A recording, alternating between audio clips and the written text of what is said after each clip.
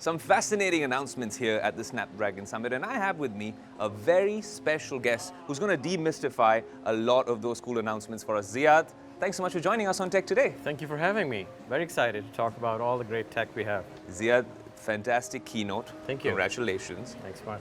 And just to get to the bottom of it, ray tracing is coming on mobile phones. That's the headline for me. As a gamer, someone who plays the PlayStation for so long, we invest in high-end TVs, gaming consoles, and now you're telling me that'll come on an Android device. Absolutely. You know, it's truly amazing. What you had to basically do on a desktop device until recently, now you can basically take it, put it in the palm of your hand, and we make it work basically based in the same power envelope. So we're super excited about it. And the technology is just awesome, right? You can literally take a light source, and it will follow it across, look at realistic reflections, shadows, lighting, everything that you can imagine.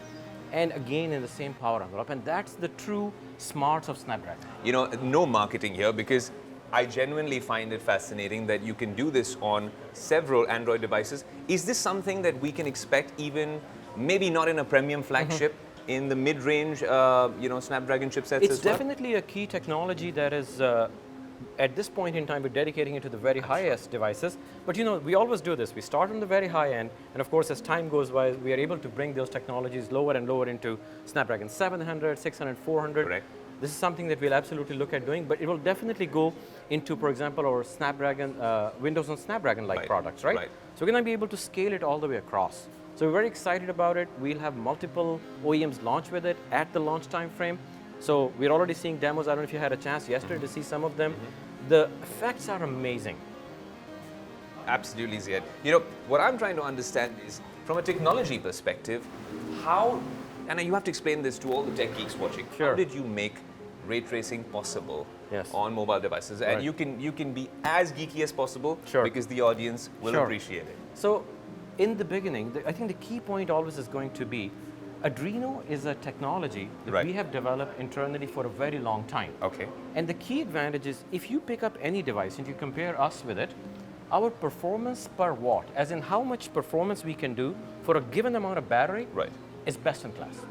So with that advantage, as we were looking at introducing ray tracing, of course, the big constraint that we have is we cannot hook up a device into the wall. We want a device that's in the palm of your hands and able to do it. So we built a ray tracing engine from the ground up that's actually able to hit that power mark. So it's our ingenuity, our innovation to be able to bring the same experiences that people require, multiple fans and a plug into the wall, that we can do just with our device. It's interesting you say that, because then when you're looking at chipsets, it becomes important to really manage thermal management as well, right? I mean, battery optimization. Agreed. These devices will heat up. Indeed. A lot of kids will be gaming with them. These are things that you'd have to look at on a daily basis? Yes. So see, gaming is already a fairly intensive use case, as we know, right? It is something that takes a lot of power. It is something that is very, very, intrusive. But we have already solved that problem.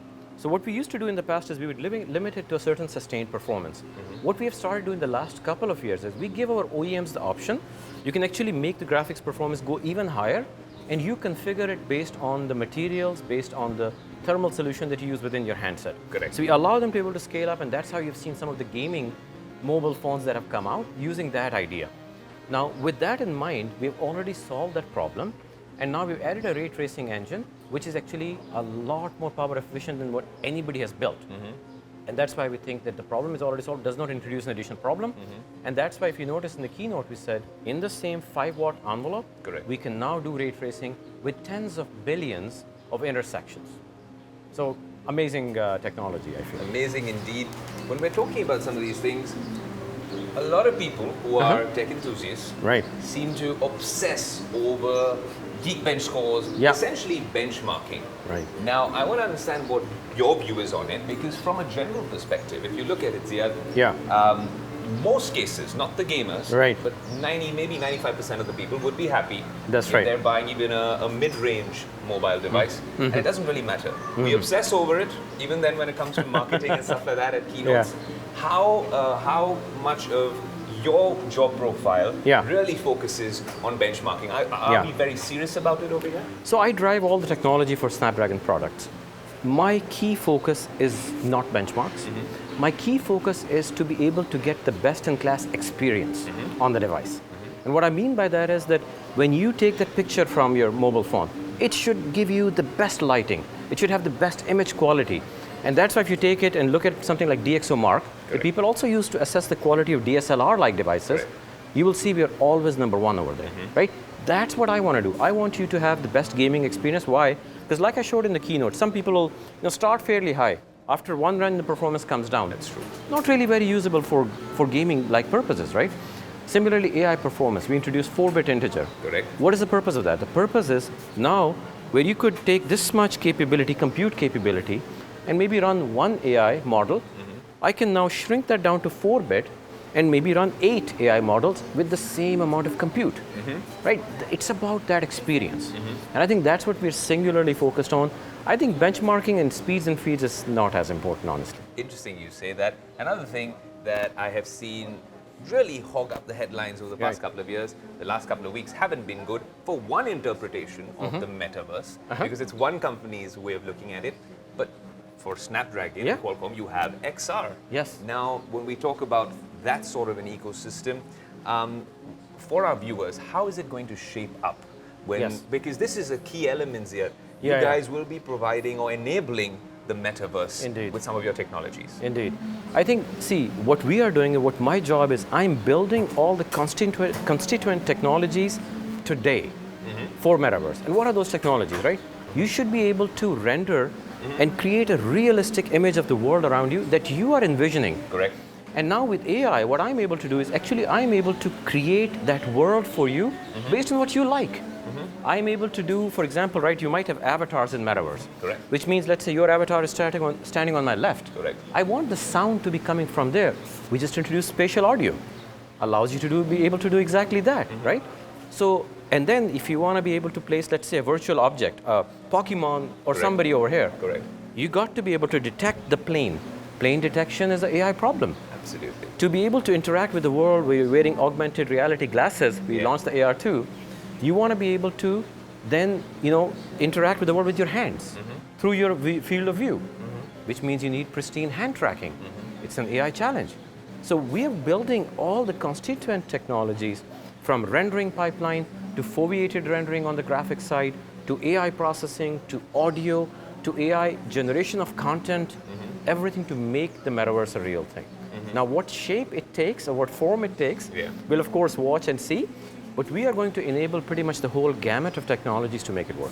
But as a tech leader and someone who's been in the industry for so long, I'm sure you understand this. You spoke about it being a building block and enabler, but from your personal view now, do you think the metaverse is really worth such a big bet?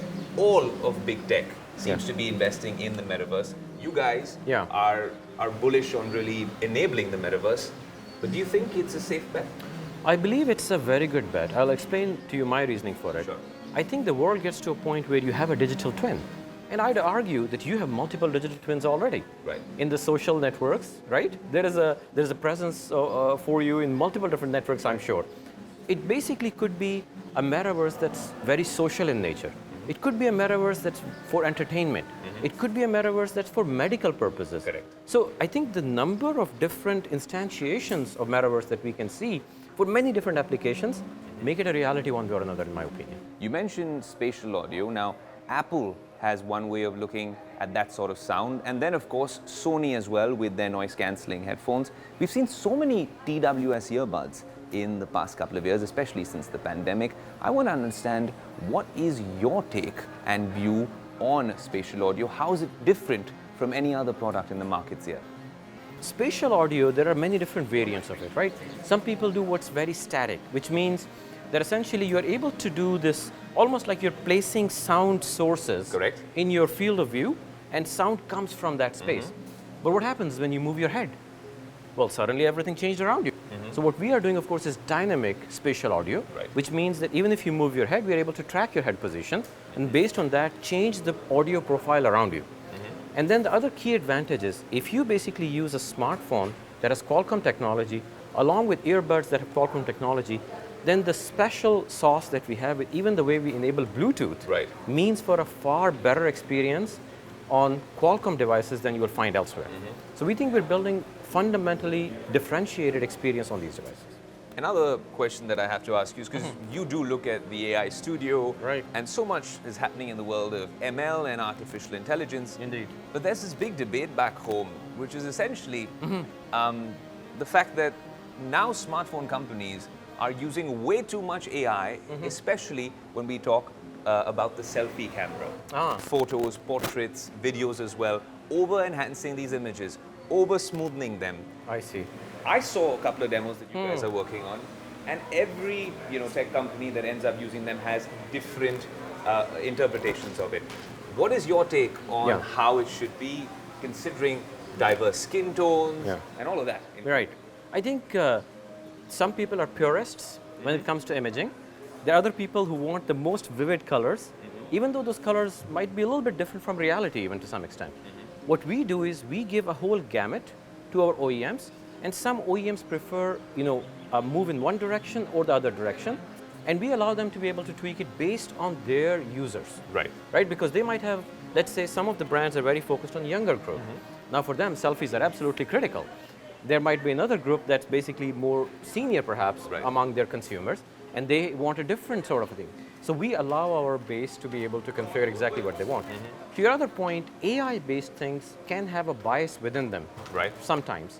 And that's why it's very important when you're creating the AI model to actually have data that is actually handled the right way, which means you take away the outliers, you take away the biases from it, and that's how you're able to get the best AI experience in the device.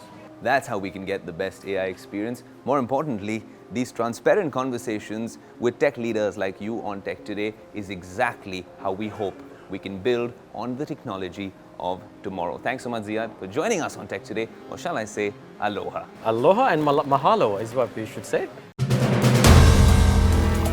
If you like the video, do like, comment, share and subscribe.